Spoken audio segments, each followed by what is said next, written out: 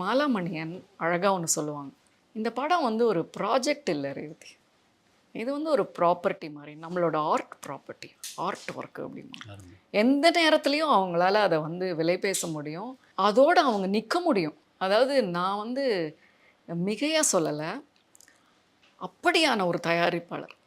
நான் கூட சில நேரம் அதை விடுங்க மாலாமா அப்படின்னு நான் சொல்லுவேன். ஏன்னா எனக்கு வந்து அவங்கள பற்றின கவலை அக்கறையெல்லாம் நிறைய உண்டு.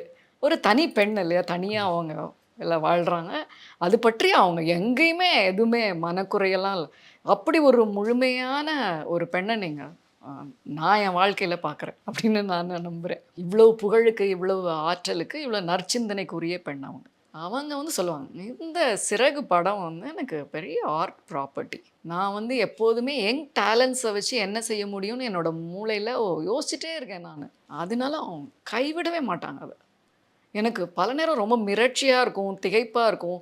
நடுராத்திரி தூக்கத்தில் எழுந்து உட்காந்து இவங்களுக்கு நம்ம என்ன செய்யலாம், எப்படி செய்யலாம். அதாவது அவங்களுக்கு தேவையானது பணம் மட்டும் இல்லை, அதை வெளியிடுவதற்கான பணம் மட்டும் இல்லை, அந்த படத்தை நம்புகிற ஒரு குழு கூட்டம் அவங்களுக்கு தேவைப்படுது அப்படின்னு தான் நினைக்கிறேன்.